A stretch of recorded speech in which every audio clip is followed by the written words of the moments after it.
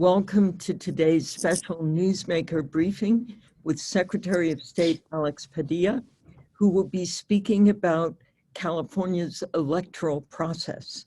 I'm Sandy Close, Director of Ethnic Media Services. Today is the second in a series of briefings Ethnic Media Services is hosting on issues of voter access as we approach the November 3rd, 2020 elections. Our thanks to the State Infrastructure Fund and to the San Francisco Department of Elections for their support of this initiative. Oscar Artete will be providing Spanish language interpretation for today's call. On Friday, we will also be able to offer Korean interpreting and interpreting in Cantonese. Please enter your questions for the Secretary in the chat box. We already have several that have come in via email, and those are now in the queue. So I'm turning the briefing over to our moderator extraordinaire, Pilar Marrero. Thank you, Pilar. Good morning, Sandy. Good morning, everyone, and all my colleagues in the media. We are very honored and thankful to have California Secretary of State Alex Padilla with us today. Mr. Padilla was sworn in January of 2015 as Secretary of State. But before that, he has quite a history of service to the people of California and Los Angeles. Since when he was 26, he won a seat in the Los Angeles City Council, where he was the first Latino City Council president for 3 terms. He went on to serve in the California State Senate from 2006 through 2014. I always like to mention the family history because Secretary Padilla's parents were immigrants from Mexico, and he was raised in the working class community of Pacoima. And I'm very happy to welcome you, Secretary Padilla. Thank you for being with us. Thank you, thank you. You can all hear me okay? Yes, we can. ¿Me escuchan bien?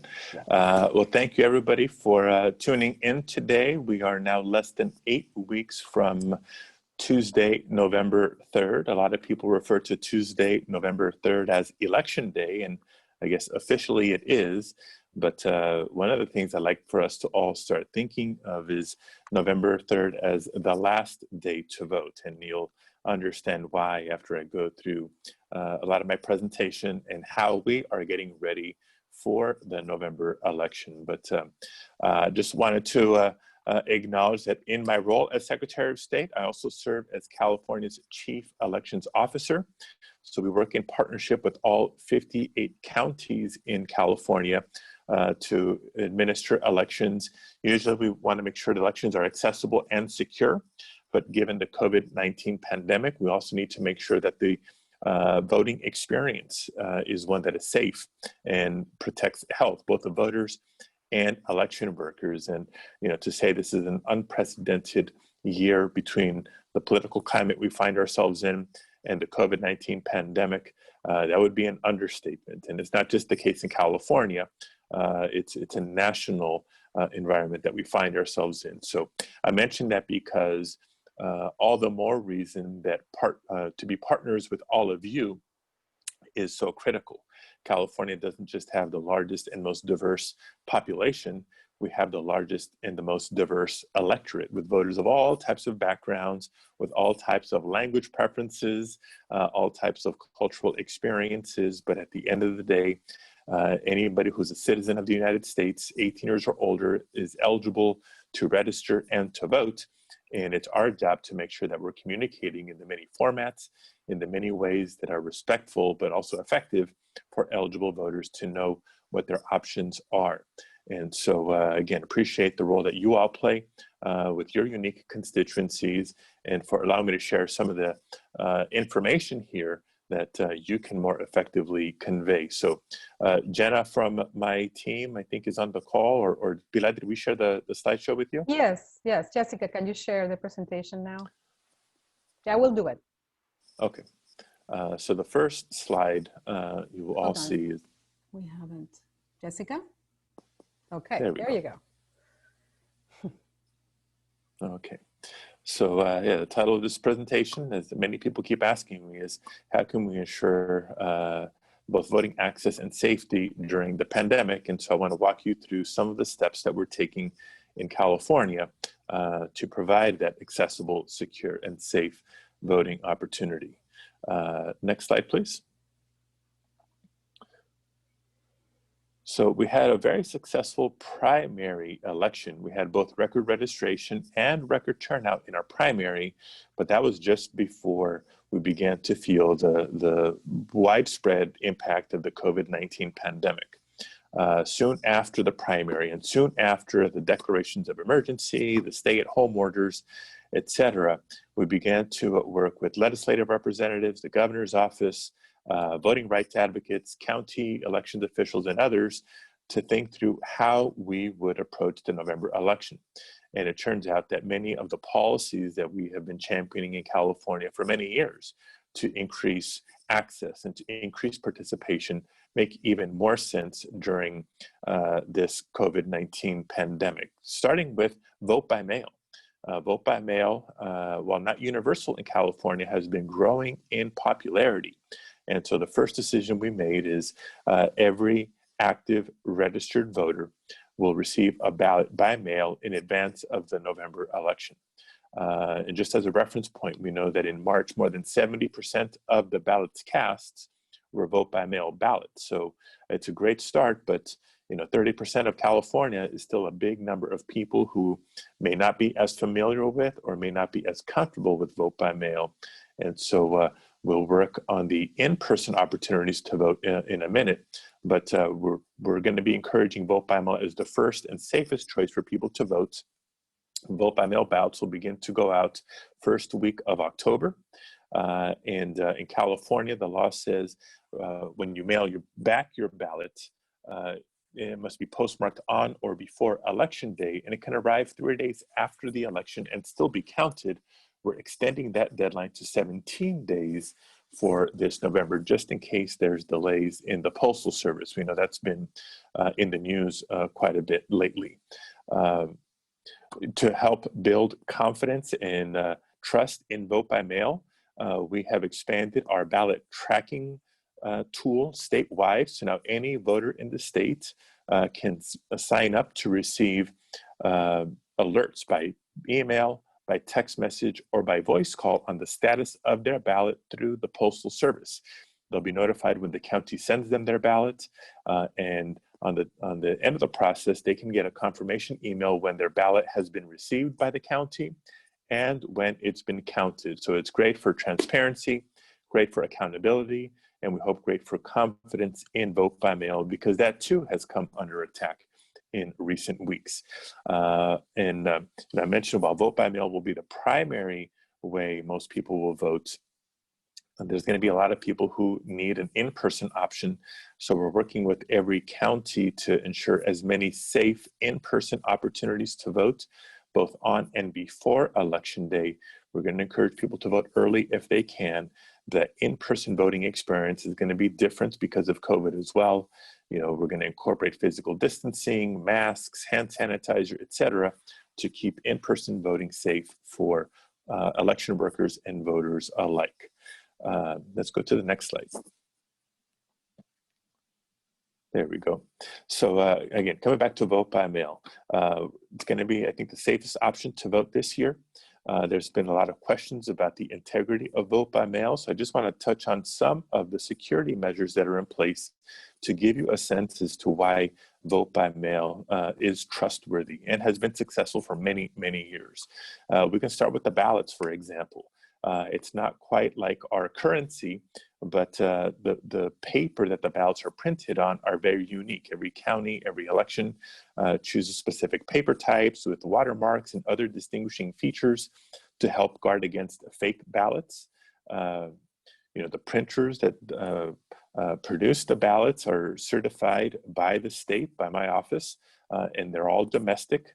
The return envelopes, when voters return their ballot, they have to use the official envelope that came with their vote by mail package, and they all have unique barcodes which enable both our ballot tracking, but also allow us to make sure that each voter can only vote once.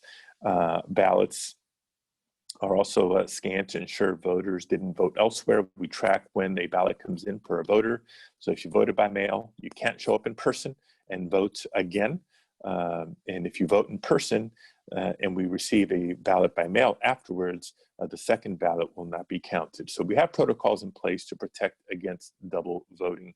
And finally, a very important measure, the return vote by mail ballot requires the voter to sign the outside of the envelope.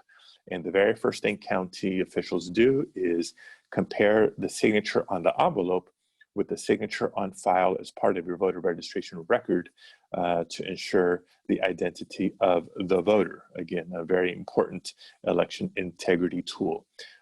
We make vote by mail easy. As I mentioned, we're sending a ballot automatically to every active registered voter. Voters have options for how to return that ballot. I think the easiest is by mail. Voters don't even need to look for stamps. Return postage is prepaid. If a voter prefers, they have the option of delivering their ballot to any ballot drop box in their county in the weeks leading up to the election, or they can turn it in person at any in-person voting location during the days of in-person voting. Let's go to the next slide. I mentioned this a minute ago. Where's My Ballot? That's the name of our program that describes our ballot tracking tool. Voters can go directly to where'smyballot.sos.ca.gov, or maybe easier, all in one location, vote.ca.gov. We have several election tools and resources from voter registration, verifying your status, Where's My Ballot, and more. And this is the program, as I mentioned a minute ago, where voters can sign up to receive alerts on the status of their ballot through the delivery process. More than 900,000 California voters have already signed up, but we have a lot more to go. So we want to encourage people to subscribe to Where's My Ballot. Next slide. In-person voting for those who need it. And there's a variety of reasons why somebody may need to vote in person. Maybe it's an accessibility issue. Maybe to receive language assistance. Maybe it's for a replacement ballot if you made a mistake or you lost your original ballot, or to participate in same-day registration. So we're working with each county to make sure in-person voting is available. But as I mentioned earlier, we're going to have the integrated public health directives. So masks, physical distancing, hand sanitizer, etc., built into the in-person voting experience. Even many of the locations have changed. Some of the counties that still recently had voting in a residential garage or maybe at a retirement home, those no longer make sense because of the COVID-19 pandemic. And so we're replacing those facilities with larger, smarter, and safer locations.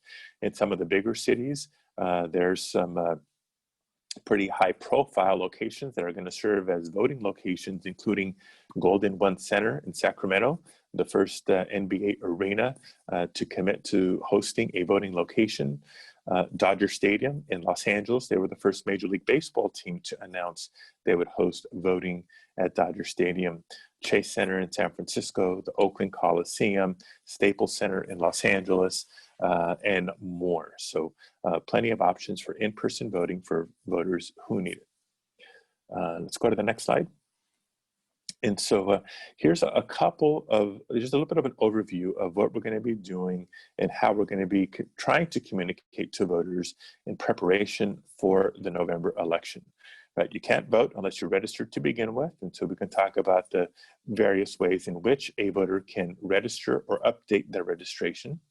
Of course, we need voters to have access to be able to vote with multiple options, vote by mail, voting in person, and that we can have all the opportunities to vote and vote safely, but voters will not benefit unless they're aware of their options and of the process. So public education is going to be key so voters know what changes to anticipate for this November. Let's go to the next slide. So voter registration, great news. We had record registration going into the March primary, and voter registration continues to grow, has continued to grow since then. So we encourage people to, if they're eligible, and they haven't registered, to register to vote right away. You can do it easily online at registertovote.ca.gov. For people who are already registered, we encourage them to verify their registration status to make sure that their voter registration record is up to date and current, especially their mailing address. We want to make sure that as counties prepare to send out vote by mail ballots, that they're going to the proper address for each voter to eliminate delays in getting the ballots to every voter. We're also encouraging people to share an email address as part of their voter registration record so we can stay in contact with them if there's any updates or changes closer to November 3rd. You see October 19th on this slide. October 19th is officially the deadline to register to vote for the November election. Voters who missed the deadline can still take advantage of same-day registration, maybe I think on the next slide. But for same-day registration, you have to show up in person at any voting location to register or update your registration, but you can still cast your ballot in the days leading up to the election and on election day itself. Again, voter access. We want to make sure that we're working together to get the word out with all the accurate information as possible. This is especially important because we know that there's a lot of election misinformation and disinformation that exists out there. So we're encouraging voters to follow their trusted voices in their community, which frankly is a lot of you, given the relationship that your news outlets have with your readers and listeners and watchers. But for official, reliable sources of information, we encourage people to turn to their county elections office or the Secretary of State's office. You know, when it comes to accessibility, as I mentioned, it's not just physical accessibility. We recognize that in a big, diverse state like California, there's many voters who prefer their voting materials in a language other than English. And so we make those accommodations available. For voters with disabilities, both the vote by mail option is accessible. We have remote accessible vote by mail options. Of course, the in-person voting option is fully accessible, both the locations and the voting systems themselves. Many counties offer curbside voting with prior arrangements where a ballot is brought out to a vehicle and retrieved once the voter is finished making their selections. Some counties are also having curbside drop-off of their ballot if they filled it out at home after having received it at home. So accessibility through and through for both the vote by mail and the in-person option. And finally, flexibility. I mentioned a minute ago, same-day registration, officially known as conditional voter registration, is the backup plan for anybody who missed the official voter registration deadline. But again, that's done in person, either in the county elections office or any in-person voting location during the in-person voting period. Let's go to the next line. Public education, as I mentioned, this is going to be important so that voters understand the rules and they understand the options. As many people as have voted by mail in the past, not everybody has, and not everybody is as familiar with it. So we need to work hard to ensure voters are aware of vote by mail as an option to help ensure their health and safety, as well as for people who vote in person, what measures they should expect and the type of experience they should prepare for. Election security is important. You know, this for the last 4 years has been a very high priority to make sure that we not just counter the misinformation and disinformation, but that we secure our voting infrastructure, everything from voter registration databases to the systems that we use to mark ballots, cast ballots, and count ballots, protecting against cyber threats and anything else. California leads the nation when it comes to election security. And finally, every vote does count. You know, we say that every vote is important. California ensures that every eligible voter has ample opportunity to register, and not just to vote, but to have their ballot counted. Through these multiple options and through the, for example, the extension of the postmark deadline to postmark plus 17, we want every eligible voter's voice to be heard in this election. Next slide. So how can you help? There's a couple of very specific needs that we have, starting with poll workers and polling places. Because of the COVID-19 pandemic, many of the poll workers that have helped in past elections, think of a lot of senior citizens and retirees, are not available to help us this November for obvious reasons. And so we're trying to help counties recruit new poll workers to help staff the in-person voting locations. We're also asking for ideas or even offers of places to host voting locations to replace facilities that are not available this November. So you can find more information on that at pollworker.sos.ca.gov, or again, go to vote.ca.gov and click on the poll worker option. I mentioned this earlier, but I think it bears repeating. For current registered voters, it's a great idea for them to verify their registration status and make any updates that they need to in advance of counties mailing ballots out to voters, which is just in a few weeks. And anybody who's not registered yet, they can register to vote online easily as well. And lastly, strong recommendation for voters to sign up for Where's My Ballot.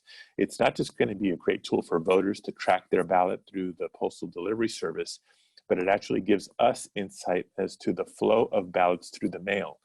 Because the Postal Service and their resources having been called into question lately, we will be able to identify any delays or bottlenecks in ballot delivery, either on their way to the voters or on their way back to the counties, so we can work with local Postal Service representatives to ensure the timely delivery of ballots this election.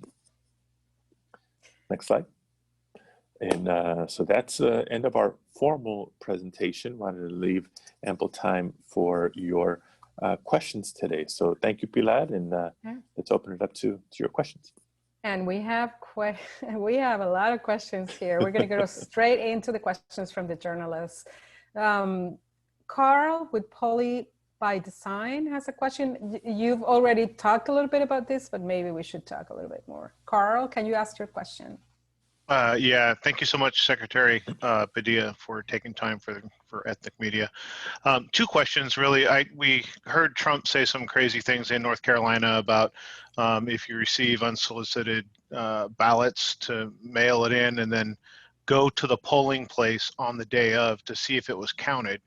And if it's not counted, to try to vote at the physical polling place. So essentially asking people to vote twice. I'm not sure.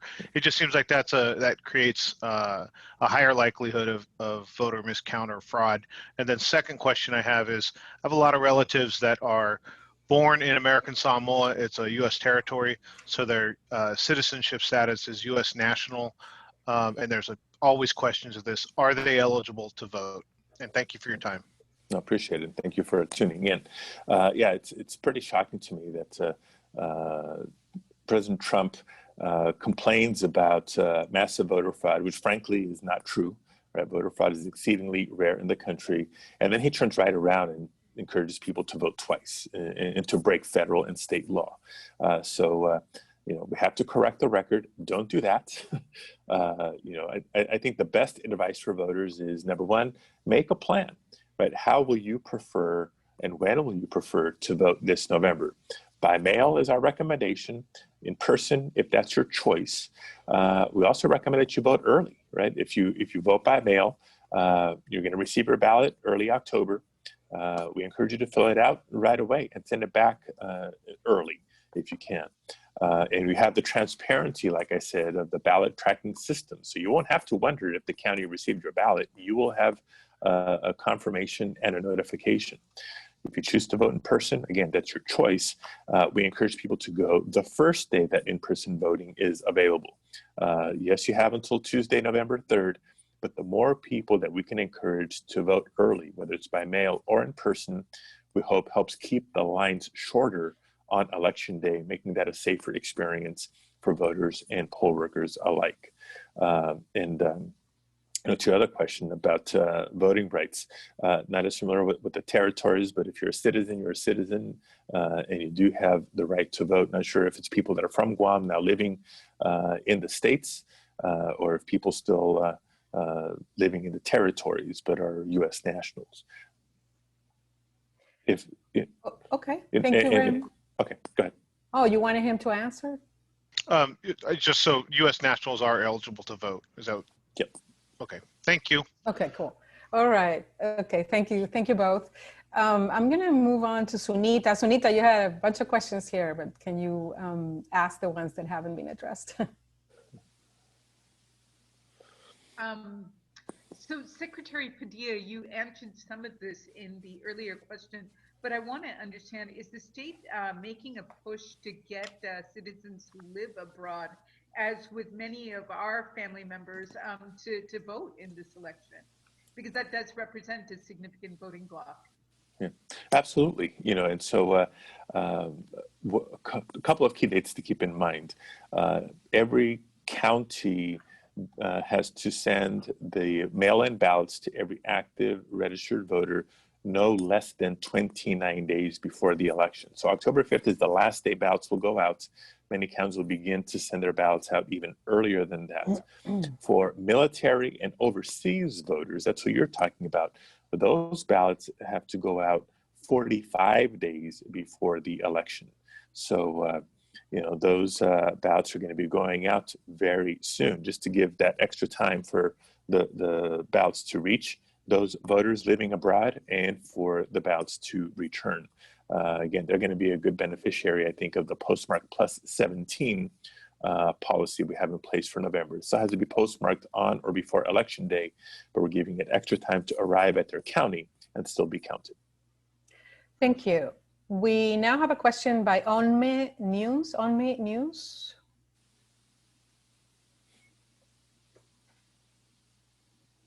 Hello? Okay, I think I'm unmuted now. Yes, you are. I'm unmuted. Thank you. Yes. Thank you, Secretary Padilla. My question has to do with voter safety and being able to encourage those voters that were registered. Some of them we know are flocking off of the voter registration in the Black community because they're concerned about political bullying based on the previous choices. How can we ensure their safety, being that we do know that the home address is public record? How do we ensure their safety, and any recommendations? Thank you in advance. Yeah, no, I appreciate that. So, one of the things that's been helpful for us in recent elections is promoting the Voters' Bill of Rights. California has formally in statute a Voters' Bill of Rights, which includes every eligible voter's right to be able to easily register and easily cast their ballot. And in addition to that, be able to do so free from any threats, harassment, or intimidation. So any violations of those are actually breaking state law, and we can bring about enforcement actions or legal recourse. So, the awareness itself goes a long way. The harassment and whatnot is rare, but it does happen. We do have a voter hotline set up. Many counties have their own, but at the state level, we have a 1-800-345-VOTE. Which is a little bit of a catch-all for any voter inquiries, questions, or complaints. So if there is somebody that feels like they're being harassed or threatened or whatnot, they can call us, let us know. We'll start looking into it in partnership with local county officials to help address that. And every polling location and poll workers are reminded as well. There's no electioneering, right? The radius around a polling place is supposed to be a neutral, safe space, if you will, a safe area. So once people are in the proximity of a voting location, there's certainly not supposed to be any harassment or intimidation taking place, but not even partisan electioneering. So people can vote comfortably and confidently. Any issues, any problems, please let us know so that we can respond to that right away. Secretary, just quickly to follow up on that, the president had said at some point that he was going to send military or National Guard or law enforcement, right? Or law enforcement, which is against the law. I mean, this president does not have a good relationship with the truth or the Constitution. So again, all the more reason why this dialogue is important, so we can correct the record and let the voters know through you what the law is and what their opportunities are to participate. Okay, I had passed over Henrietta Burrows. Sorry, please ask your question. Thanks so much, Pilar. Voters can get alerts that their ballots have been received, but what happens if a voter doesn't get an alert and the voter did mail a ballot? What's the recourse? Yeah, no, that's a great question. The ballot got stuck in a machine someplace.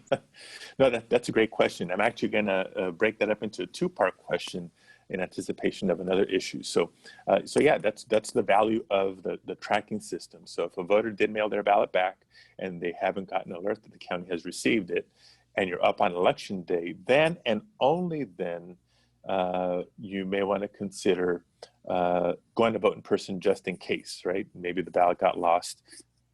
Happens very, very, very, very rarely. So I don't anticipate a lot of these issues, but as a safeguard, you can try to cast in person. Protocols are in place at the county.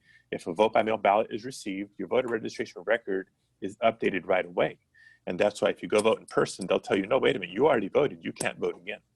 If the vote by mail ballot has not been received, you go vote in person, that ballot is cast, your record is updated at that point.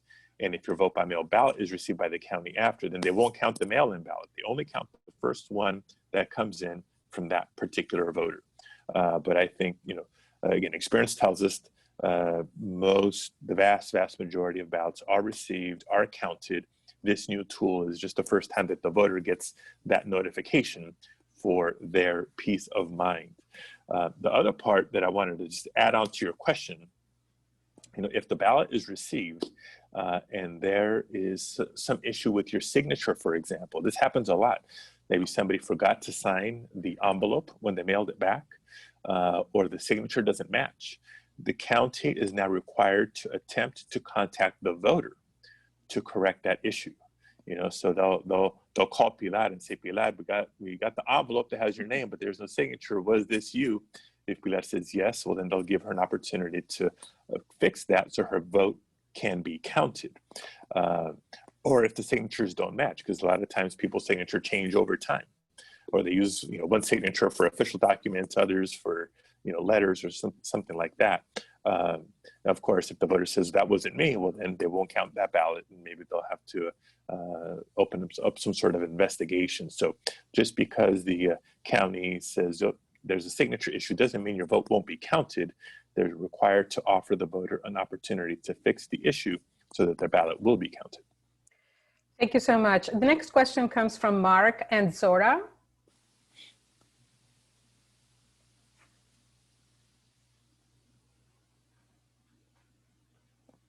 Mark, are you there?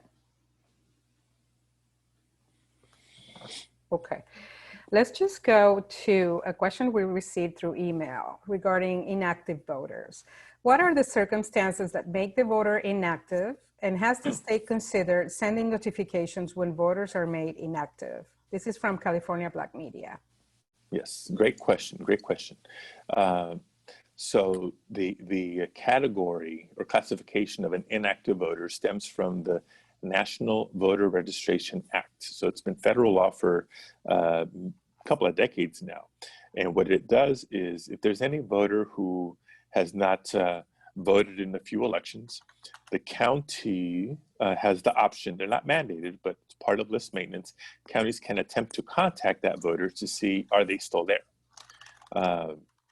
Maybe even before I get into further details, let me just make a comment about list maintenance. On a very ongoing basis, counties are updating their voter rolls. They cross-reference the voter rolls, for example, with county coroner records. So if somebody's deceased, they can remove that individual from the voter rolls to help maintain accuracy.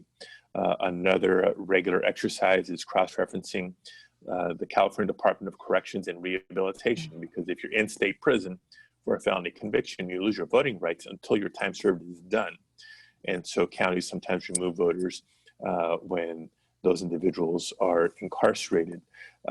And so for people who don't show up to vote for a couple of elections, counties will attempt to contact that individual to see if they are still at that address, for example. If those efforts to contact the voter go unresponded to, counties have the option of moving that voter from an active status to an inactive status. And all that means is maybe they're taking off the mailing list for the time being because we're not sure if they live there anymore or not. They probably don't receive the voter information guide, and they may not appear on the list if they go vote in person. But if an inactive voter goes to vote in person, they'll still be allowed to vote a provisional ballot. Their registration will be reactivated and their ballot will be counted. So it doesn't mean that they've been taken off the rolls completely. It's one of the reasons we're asking people who think they're registered to verify their registration status. The simple act of verifying your registration status will ensure that you are an active registered voter and will receive your ballot this November. If those attempts to contact the voter go unresponded to and a few more election cycles go by, the county can, not required to, but can cancel your registration. And just in case somebody inadvertently falls into that category, all the more reason why we have same-day registration in place in California. So if your registration has become inactive or canceled and you miss any deadlines, you can still show up if you're eligible, register, and cast your ballot all the way up through Election Day.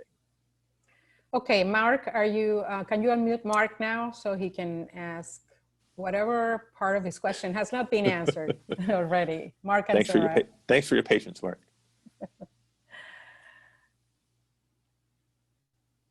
Okay, Mark and Zora. Maybe there's something going on with his audio.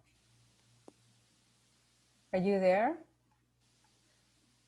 Okay, we're gonna move on because we have a lot of questions and not a lot of time. Okay, Jean Ho, I think this probably has been answered, but can you ask your question? Yes, thank you, Secretary Padilla. Actually, you kind of answered the question earlier on. So my question was that if the signature on the envelope doesn't match the signature on file, does the voter get notified that their vote is invalid? But you kind of answered that question that the voter's office will actually reach out and give an opportunity for the voter to fix that problem. So that is correct. Yeah, thank you. Okay, great. So Mark had asked here, can you speak about how many such ballots, provisional ballots have been cast in recent elections, and what's the rate at which they are accepted or rejected? Okay, great question, very insightful. Well, the good news is the number of provisional ballots being cast is going down significantly, in large part because of the Voters' Choice Act, right? So there's 15 counties that had adopted the Voters' Choice Act, which is a different model for how we administer the elections, very similar to what we're doing this November. In those 15 counties, which is more than half the state, voters get their ballot in the mail. If they want to vote in person, they can go to any voting location in their county, not just their designated polling place close to where they live. And we add, with the benefit of same-day registration, the two major reasons for needing to vote provisionally in the past are, number one, you missed a voter registration deadline, your name was not on the list. Again, that goes away because of same-day registration. The other common reason for a provisional ballot is you went to the wrong polling place.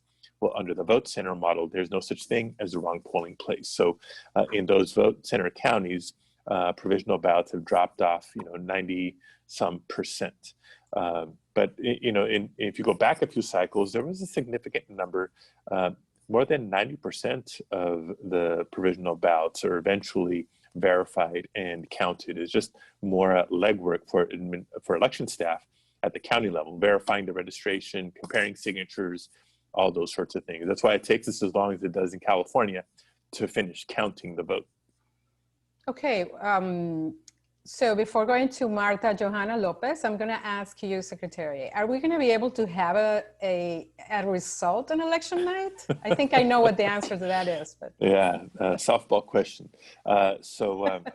California, I think, has a reputation where it takes us a long time to finish counting ballots. And I think it's all for good reason. Starting with, there's so many voters in California. We have more than 21 million voters now registered. That's more than the population of any other state in the country, except for Florida and Texas. So it takes longer to count millions and millions of votes here than in states like Rhode Island and Connecticut and New Hampshire. But also because of the policies that we have in place to try to protect voters' rights. whether it's vote by mail, the signature verification takes longer, provisional ballot options, same day registration, etc. So here's what it means. On election night, we have a good sense of what the outcome is going to be in most contests, but for close races and for final numbers, in California, it takes weeks for counties to finish processing ballots, counting the vote, and auditing the results before we certify. So it's not new for us in California. I think what's different this November is so many other states expanding vote by mail significantly for the first time in a presidential contest. States like Michigan, Ohio, Pennsylvania, maybe Arizona, and others. So is there a chance that the race is too close to call on election night? Yes. And maybe even for a few days after the election, we won't know the outcome of the presidential contest in a lot of battleground states. Maybe it doesn't happen. Maybe there's a landslide. I don't know. But I think there's a strong likelihood if there's a close race that it'll take a few days to know the final results. That's not a time to panic. That's a time to be patient and have confidence that it's the process at work verifying that legitimate ballots are being counted. And so we need to prepare ourselves for that scenario. We'd rather get the results right than get them fast. But I'm also worried that a certain somebody is going to try to claim victory prematurely and put us in a position of having to further explain what really is going on and how results are not final until all the work is done. Secretary, we have so many questions still, and we're supposed to end at 45. Can you stay a few more minutes? Yes, but I think I have a hard stop till at 10 till. Hard stop at 10 till. Okay, perfect. Okay, Martha, can you just ask one of your questions? Martha Johanna? I'm muted. Oh, thank you. Thank you, Pilar. Thank you, Secretary Padilla. My question is about new citizens. I know you oversee the citizenship ceremonies. I was curious if if you got any questions or concerns from among those folks about the election. And I have two other questions that I can send to the email after about just data on new citizens being eligible or registered. Sure. Well, I'm not officially in charge of naturalization in California, but I do enjoy keynoting at many of the ceremonies pre-COVID. And so that's a great question because while many of the ceremonies have been canceled, there's still people becoming citizens even today.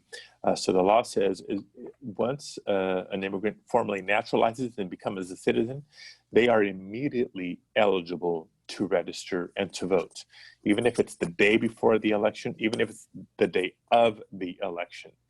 They can immediately register and vote upon taking their oath of citizenship. So that's very, very important information to get out there. Thank you. I appreciate it. I'm sorry. I'm going to rush through some of these questions to get them in. So one question about language assistance. Will it be available? And curbside voting. Language assistance, yes. So important to check which languages are on the list for your specific county. So you can contact our office or the county directly. Voters have the option when they register or update their registration to note a language preference on their voter registration record.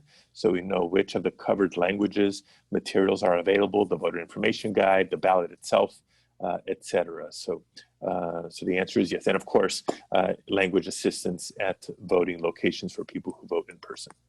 The other question was about curbside voting? Curbside voting, yes. So what we have is set minimum requirements for each county for in-person voting locations and also for ballot drop-off. Most counties will satisfy the ballot drop-off with ballot drop boxes, but many counties have either remote polling places that travel or drive-through or drop-off locations curbside. And curbside voting can be accommodated upon request. A lot of people with disabilities take advantage of that option. I'm going to ask Araceli Martinez to ask her question. Araceli, go ahead. Hi, I would like if you can give some recommendations to our Latino voters, considering that we have been very impacted by COVID-19 and maybe some of them or not ready to go to the polls. So what would you say to the Latino community? Yeah, I appreciate the question, Araceli. And look, we know COVID-19 has disproportionately impacted the Latino community and other communities of color, both from a health perspective and an economic perspective, disproportionately. So for people who may have concerns about possible COVID-19 exposure or risk if they go vote in person, you know, that's all the more reason we want to encourage vote by mail, vote by mail, vote by mail. There's no more convenient, safer way to vote this November than to do it by mail. Many people have done it in the past. They know how easy it is. If you haven't before, maybe this is the time and the way we're going to convince you. So register if you're not registered yet. Update your registration. Expect your ballot first week of October. And then again, you can mail it back without even leaving your home. So you have multiple options to vote and stay safe in California. Okay, that's great. Question from San Francisco. This is very San Francisco specific. What is your view of ranked choice voting? It makes the ballot very complicated, which could discourage voters from voting. Yeah, and I know there's a couple of municipalities that have adopted ranked choice voting, San Francisco being one of them, but it's not allowed at the state level. So those are local. I think San Francisco, Oakland, and Berkeley, maybe. I forget which cities have it. Mm-hmm. Okay, and another question, to cast your ballot, do you need to go to a particular polling stations or can you go to any polling station? So this is where it's important to know the rules for your county. In the 15 Voters' Choice Act counties, any voter can go to any location in their county convenient to them over the course of the voting period, which is at least 4 days, not just Tuesday, November 3rd. If you live in a county that has the traditional polling place model, then you're supposed to go to your designated polling location closest to where you live. If you go to vote.ca.gov, finding your polling place is one of the tools there that will give you either your designated polling place or your voting location options closer to election day. And many counties are in between. There's some counties that, because they're struggling to find the polling locations and the poll workers, they're consolidating polling locations.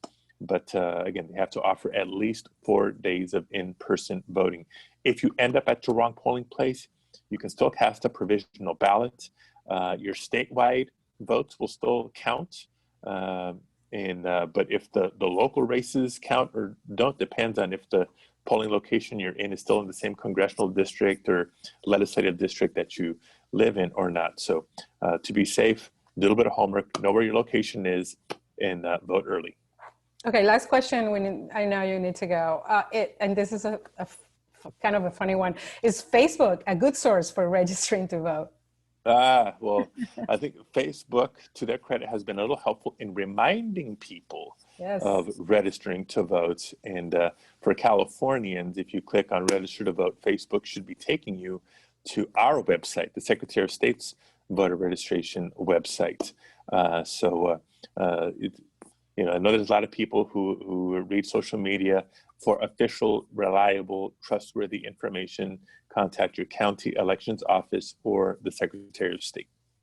Thank you so much, Secretary Padilla, for staying Absolutely. a few more minutes. Muchas gracias, and thank you, everyone. Thank you to all of you, and we'll be in touch. We'll continue to provide meaningful updates between now and November 3rd. Wonderful. Stay safe. All right. Thank you so much. Sandy, you want to close? Just a million thanks. That was the clearest presentation on this subject that we've heard, and we're honored it came from the source it did. Thank you. Right. Thank you. Thank you, everybody. All right. Have a good day.